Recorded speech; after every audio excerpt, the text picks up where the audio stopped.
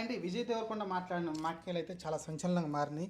ఎందుకంటే ఆయన పాకిస్తాన్ కొడుకులకి సరైన చదువు ఉంటే ఇలాంటి దారుణాలకు ఒడిగడతారని అయితే ఆయనైతే ఘాటుగా స్పందించారు. ఎవరైతే సూర్య గారి సినిమా రిలీజ్ ఉంటుందో దాంట్లో ఆయన భాగంగా మాట్లాడుతూ ఈ పాకిస్తాన్ నా కొడుకులకి సరైన విద్య లేకుంటే సరైన చదువులు ఉంటే ఇలాంటి అఘాతాలు అయితే చేయరని చెప్పుకొచ్చారు. ఆ చదువు లేకపోతే అలా అయితే సంకనాకుతున్నారని అయితే మాట్లాడటం చాలా ఘాటుగా చాలా ఇప్పటివరకు నాకు తెలిసి ఇండియాలో ఎవరు కూడా ఇంత ఘాటుగా అయితే స్పందించలేదు. పాకిస్తాన్ పైన అయితే ఏనైతే స్పందించారో దీనిపైన అయితే అందరూ సమర్థిస్తున్నారు చాలా వరకు.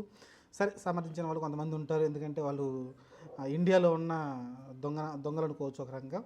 సరే, వాళ్ళందరూ పక్కన పెట్టేస్తే ఖచ్చితంగా ఆవేశం ఉంటుందండి. ఎందుకంటే ఇప్పుడు నాకు ఆవేశం ఉంది, నేను ఆ మాటలు అనలేను కాబట్టి ఆయన అన్న మాటలు నేను రిపీట్ చేస్తున్నాను అంతే, అంత మించి ఏం లేదు. మనలో కూడా ఆవేశం ఉంటుంది. చెప్పాను కదా, వాడికి ఒక మోటివ్ అంటూ ఏమీ లేదు ఆ ఉగ్రవాది అనేవాడికి.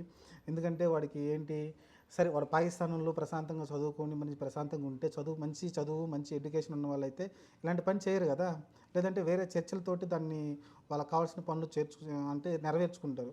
ఇప్పుడు కాశ్మీర్లో ఏం కష్టం వచ్చిందని వాడు ఉగ్రవాద దాడి చేయాలండి? ఆజాద్ కాశ్మీర్ అంటాడు. ఏం కావాలి? ఆజాద్ అంటే ఏంటి? దానికి ఒక సరైన నిర్వచనం లేదు. ఒక్కొక్కడు ఒక్కొక్క విధంగా చెప్తూ ఉంటారు. కాబట్టి ఉన్న దాంట్లో వాళ్ళకి ఏం అర్థం కాకుండా వాళ్ళ ఉనికి కోసం ఏదో ఒక రకంగా ఇండియాని బదనాం చేయడానికి పాకిస్తాన్కి ఇప్పుడు ఆల్రెడీ సంకనాకిపోయింది. ఆల్రెడీ చైనా నాకు తెలిసి కొన్ని రోజులు ఉంటే చైనాని ఆక్యుపై చేస్తుంది. మనం ఇండియా ఆక్యుపై చేయడం కాదు, కానీ మనకెందుకు మళ్ళీ అదొక తలనొప్పి. మనమే చిన్నగా పైకి ఇప్పుడు ఎదుగుతున్న టైంలో మళ్ళీ ఆ పంచాయతీ మనకెందుకు. కానీ కొన్ని రోజుల తర్వాత పాకిస్తాన్లో ఇప్పుడు తినడానికి కూడా తిండి లేకుండా సస్తా ఉన్నారు. కొన్ని రోజుల తర్వాత వాడు తిండి పెడతా ఉన్నాడు చైనా వాడు. కొన్ని రోజుల తర్వాత క్లియర్గా ఏం జరుగుతుందంటే పాకిస్తాన్ వాడు పూర్తిగా అన్నీ అంటే ఒక్కొక్కటి రాసేసుకున్నాడు వాడు పేరు మీద. చైనా వాడు ఒక్కొక్క ఏరియాని రాసుకుంటూ వచ్చేస్తున్నాడు. వాడి పేరు మీద రాపించుకుంటున్నాడు. రేపు పొద్దున పాకిస్తాన్ మొత్తం హస్తగతం చేసుకుని చైనా మిలిటరీ వచ్చేసి పాకిస్తాన్ అయితే పరిపాలించబోతుంది. ఇది రాసి పెట్టుకుంటే క్లియర్గా రేపు జరగబోతుంది. ఇదే పాకిస్తాన్ అంత దారుణమైన స్థితిలో ఉంది. అంత స్థితిలో ఉండి ఏం చేస్తుందంటే చైనా వాడి ప్రోద్బలంతో మన మీదకైతే ఇలాంటి కొన్ని దారుణాలు అయితే చేస్తూ ఉంటుంది. అప్పుడప్పుడు ఉగ్రవాదులను పంపించాలి అయితే చేస్తూ ఉంటుంది. వాడికి మోటివ్ ఏమంటే చెప్పండి.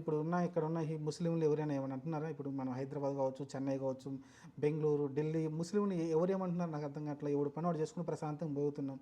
మా ఇంటి చుట్టుపక్కలందరూ చాలామంది ఉన్నారు. మేము ప్రశాంతంగా పోతున్నాం. మా పండుగలకు వాళ్ళు ఏమైనా మేము ఇస్తున్నాం, వాళ్ళ పండుగలు మేము తీసుకుంటున్నాం.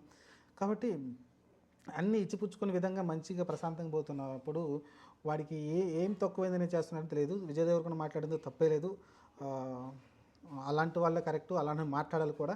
ఇప్పుడున్న సిచ్యువేషన్లో అలానే మాట్లాడాలి. అలా మాట్లాడకపోతే మనల్ని చేతగాని వాళ్ళ కింద చూస్తారు. కాబట్టి మాటలతోనే కాదు చేతలతోనే కూడా కొన్ని రోజులు ఉంటే తేలిపోద్ది ఏదో ఒకటి. మరి చూద్దాం ఏ డెసిషన్ తీసుకుంటుందో మన కేంద్ర ప్రభుత్వం. ఖచ్చితంగా ఇప్పుడున్న కేంద్ర ప్రభుత్వం ఎలాంటి డెసిషన్ తీసుకున్నా మనకైతే దానికైతే అండగా ఉండాల్సిన అవసరం అయితే ఉంది. నాకు తెలిసి ప్రతి పార్టీ కూడా దీనిపైన అయితే నాకు తెలిసి కాంగ్రెస్ పార్టీ మల్లికార్జున ఖర్గే గారు కూడా దీన్ని సమర్థించారు. ఖచ్చితంగా ఎలాంటి యాక్షన్ తీసుకుని మేము సమర్థిస్తామని చెప్పుకొచ్చారు.